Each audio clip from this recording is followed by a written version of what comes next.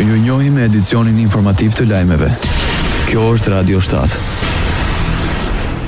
Rritja e bashkëpunimit përmes arsimit dhe trajnimit dhe ushtrimeve të përbashkëta, adresimin e kërcënimeve hibride dhe forcimin e qëndrueshmërisë ishin në thelb të takimit trepalësh mes përfaqësuesve të Shqipërisë, Kosovës dhe Kroacisë. Takimi erdhi në kuadër të marrëveshjes përbashkët të bashkëpunimit mes tre vendeve. Deklarata trepalëshe konfirmoi angazhimin për forcimin e mëtejshëm të bashkëpunimit me synim rritjen e sigurisë dhe stabilitetit në Europë.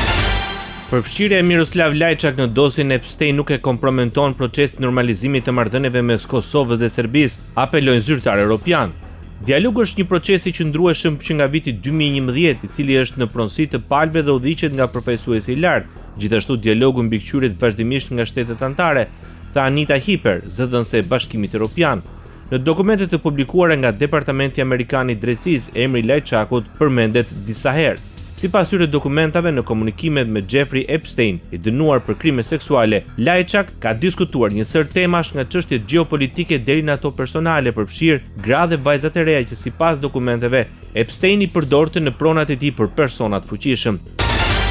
Hyn në fuqi marrëveshje e bashkëpunimit ndërmjet Kosovës dhe Italisë. Përmes saj synohet eliminimi i tatimit të dy fish dhe parandalimi i evazionit fiskal. Sipas njoftimit të ambasadës Kosovës dhe Italisë, thuhet se bazuar në këto marrëveshje nuk do të ketë dyer tatim për të njëjtat të ardhurat si në Kosovë dhe në Itali. Tatimi i paguar njihet si kredit tatimor në shtetin tjetër. Pagat, profesionet e lira, bizneset dhe pensionet atohen vetëm në shtetin e rezidencës. Përjashtimet janë vetëm për student dhe praktikant që qëndrojnë për studim, trajnimi, norma më të favorshme për dividend, interesa dhe honorare dhe më shumë siguri juridike për qytetarët investitor. Radio 7, zëri pozitiv i qytetit.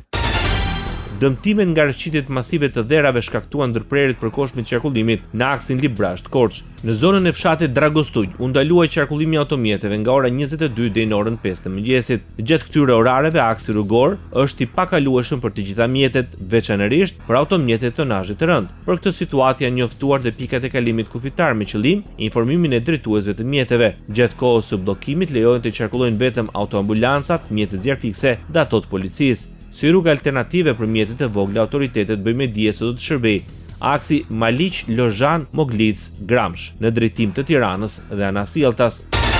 Vendosen në tetov të Republikës Maqedonisë së Veriut edhe në gjuhën shqipe tabelat paralajmëruese të Safe City.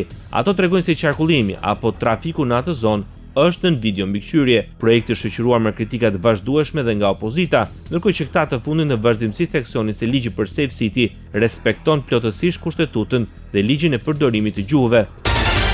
Zyra e të ardhurave publike në Maqedoninë e Veriut informoi fillimin e pagesave të mjeteve nga projekti TVSH-ja ime për faturat fiskale të skanuara për 3 mujorin e 4 të vitit 2025. Për këtë 3 mujor, nga gjithsej 924.5 milion denar do t'i paguen 526.000 përdoruesve të aplikacionit TVSH-ja ime. Deri më sot janë realizuar 184.5 milion denar për 104.000 përdorues të aplikacionit.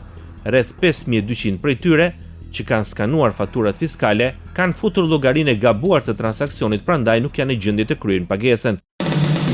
Ndoqët lajmet shkurt në Radio 7, zëri pozitiv i qytetit.